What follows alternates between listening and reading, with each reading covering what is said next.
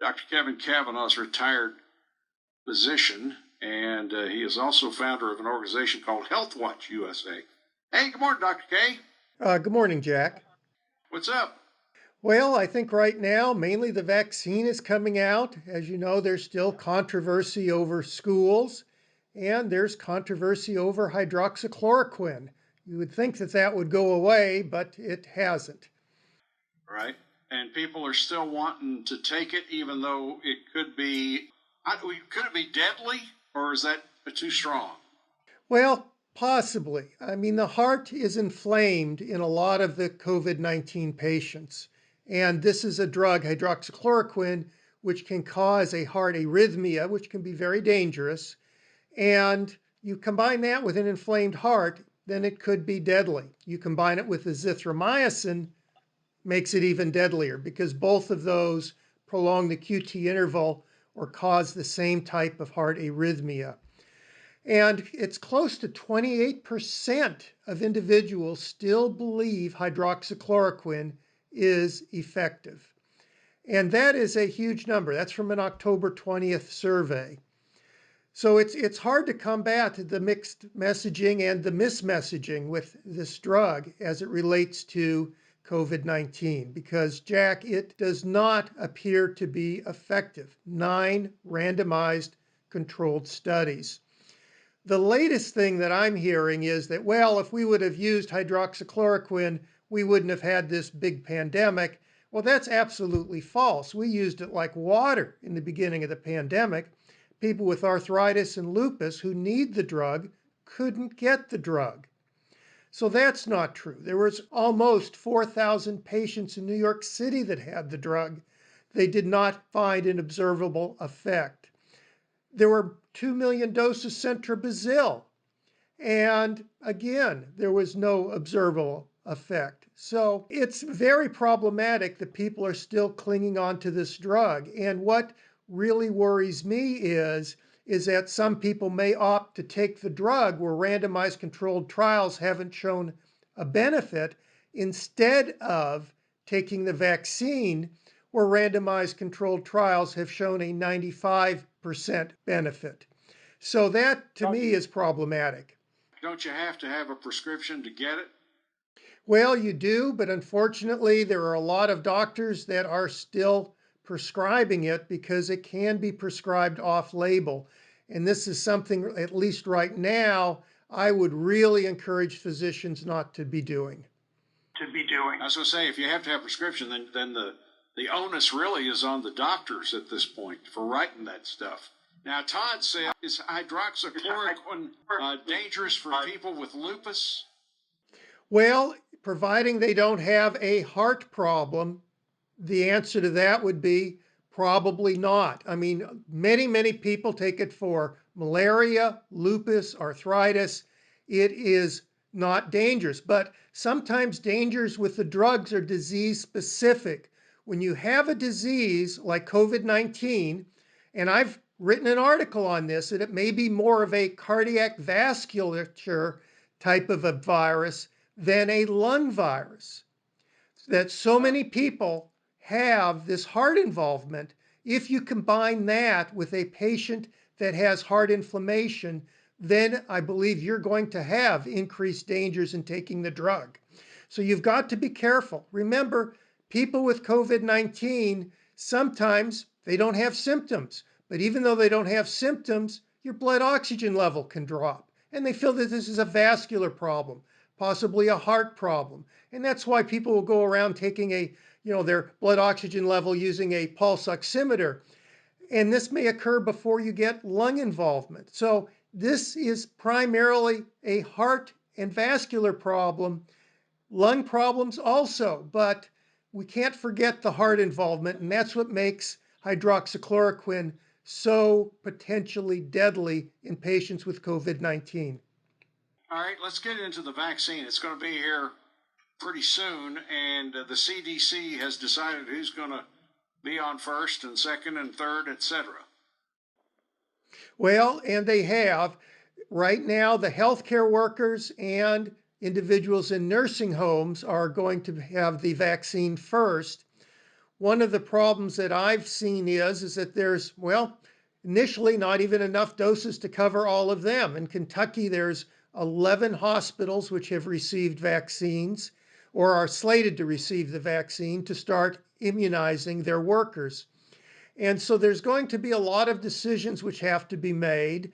And I think that we've got to be careful on how they're made so that they're made as fair as possible to make sure that those people who really need the vaccine and would benefit the most are getting it first. And the other category that you have to consider are those people who are most likely to spread the virus. But right now, the vaccine hasn't been shown, or they haven't received the data that this will prevent spread. In other words, it may prevent an infection that is severe or even symptoms, but maybe you're still an asymptomatic carrier. And that category of individuals would be like your frontline grocery workers or people who have a lot of contact with the public when they are performing their job. So this is what really needs to be considered. And usually there's committees that are set up, and a lot of discussion goes into this on how this vaccine should be delivered. If you saw the movie Contagion, at one point they were doing a lottery with individuals. Of course, personally, I think that if you're going around advocating to open up these mass spreading events and venues and you're not wearing a mask, my preference would be you should be to the back of the line, because a lot of the problem we're having now is caused by that sort of behavior. Yeah. Let me ask you this. This is from Bob. He says, how does Dr. K feel about an ID requirement proving people have been vaccinated? Well, that would be good if the person you know is not going to be spreading the virus. Now, that was one of the things that they had in the movie Contagion. And Contagion had a lot of CDC and individuals that were professionals and were epidemiologists in writing that movie. So an ID requirement might be used, but until we know that if you get the vaccine, you're not going to be infectious, that probably won't be as beneficial as actually not even having one, because it may give you a false sense of security, or businesses a false sense of security. Well, this person can't have the virus or be spreading it because they've had the vaccine. We don't know that, which, by the way, brings up the other topic. When you get the vaccine, you still need to wear a mask. A vaccine will be a layer of armor because we don't know that you can't become infectious. Here's another text from our Auto Tech Service text line. It said new studies on hydroxychloroquine that he says doesn't work. I don't know what that means. This was published in one of Biomed Central's journals. It was by Dr. Zelenko. He was the third author on this. I think it's a very poor study. It's a retrospective study. It's not a prospective randomized controlled study. It was done in New York State. As I said, they've had 4,000 patients, a very large retrospective study in New York State, which showed no effect. And basically, Jack, in the scientific community, you can't confirm your own work. So in my opinion, that study doesn't hold much water. In fact, none at all. The other disturbing thing with it is that you can't tell how they got their subjects. It's poorly described where they obtained their data from. And we are back. Dr. Kevin Kavanagh. Dr. Kavanagh, for those of you who are not regulars, is with us 3 days a week on Mondays. I always get this confused. You're on with us at what times? Is it 7:40? On Mondays at 7:40, Wednesdays 7:20, and Fridays 9:30. There we go. And has been since day one. You're going to be tired of us before this thing's over with. Yeah, we're well over 100 shows right now, Jack. Tell us about Kentucky's 11 hospitals that have been designated as the first receivers of the vaccine.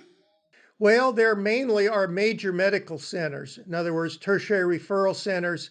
In Lexington, it's University of Kentucky and Baptist Health in Lexington. And so they are the major centers. I know that in southeastern Kentucky, Corbin was identified, and there's been a lot of mumbling of, well, why wasn't it the hospital in London and why wasn't it the hospital in Somerset? And I think as time goes on and the vaccine doses are divvied out, more and more people be incorporated, but you will also hear concerns from the public of why wasn't I first or why weren't they first? And that's why I said it needs to be done very carefully, a decision on who gets the vaccine first. And there could be committees set up, such as the CDC has, lotteries, whatever. But I think we're going to see in a significant amount of the population a real push to wanting to be at the front of the line. I myself would very much like to get a Pfizer or Moderna vaccine, but not the highest category. So I'm going to have to wait. Here's a text that said, did I just hear you say that you can still be infectious even after taking the vaccine? What I said is that we don't know. They don't have the data in on that. In other words, what they have is these people didn't get sick. They didn't have symptoms. They don't know yet, or they don't have the data in yet on whether or not they were shedding the virus. I think it's out there, but they haven't looked at it yet, and we need to wait. So it's possible. It's possible that when your immunological system kicks up, that you can get the virus and shed it and not get sick. That's being an asymptomatic carrier. So we're not sure yet. That might happen. We do know that if you get the vaccine and you get an infection, your body can fight it off, but whether or not it completely snuffs it out, we just don't know. So the data is out on that. Okay, this is from Jim. Asked the doctor about his thoughts on the Johns Hopkins study that shows the total number of deaths in the last year is no different than the total number of deaths the year before. He means the research found that even in elderly, the death rate overall was only slightly different. Just comment on that if you'd like to. Well, I would have to look at the study, but I would imagine that's somewhat misinterpreted because excess deaths in the United States are out the roof. Hospitals in many, many areas of this nation are full. They're starting to triage patients. You have mobile morgues in some areas. We've gone beyond where you use statistics right now. Statistics are to say what is going to happen in the future or might happen so we can change your behavior and prevent it. Right now, we're there. So it's immaterial at this point. Okay, this is a good question. Randy says, how is it that we've dealt with the flu for years and it's only about, talking about the vaccine, only about 60% effective, and the COVID vaccine is 95% effective? Well, that's a very good question, and it's because this is an entirely new technology. It's called mRNA. The flu vaccine, you mainly take the virus and you deactivate it or take pieces of the virus, etc. What this technology does is you know what the code is, the genetic code of the spike protein. That's the area the antibody has to attach to. So you take mRNA, which will make just that spike protein, put it into some sort of an envelope, and then deliver it to the body. The body, in other words, humans, will make this spike protein, and it will elicit an immunological response. So the antibodies you make are highly specific to that spike protein. So you're not making what's called binding antibodies or any of these miscellaneous antibodies, only antibodies to that spike protein.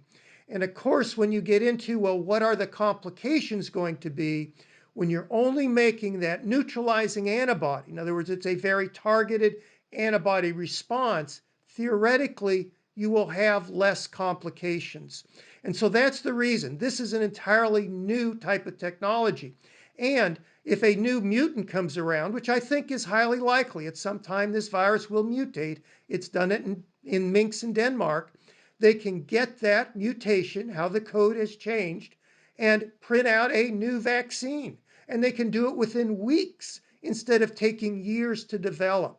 So that's one of the reasons why this vaccine came on board so quickly. So that is the main reason. Now, the big question is, how long will it last? How long does immunity from the vaccine last? We just don't know that yet. Data is out. Yesterday, this is from Wally. Yesterday, my doctor told me 1 million will die before it's over. Is that conceivable? Well, if we keep acting crazy, it is. If we adopt public health strategies, for example, Australia, we would mainly have between 12 to 13,000 deaths total. So this is something we need to do. We still need to do social distancing, wearing masks. We don't want this virus to spread rampant in our communities because remember, if hospitals start to triage patients, our death rates are going to go up from COVID-19 and plus other illnesses that people can't get treatment for. And so it's all up to us whether or not it's possible or not. It's not whether or not it's up to the virus. It's whether or not we have the faith in science and in public health to avoid the consequences of this pandemic. All right, let's talk about when to open schools. What's going to happen? Well, there are a number of steps, and there's a lot of false narratives going around that, well, the teachers don't want to open and the public health people say you can open. And that's not true. They're actually saying the same thing.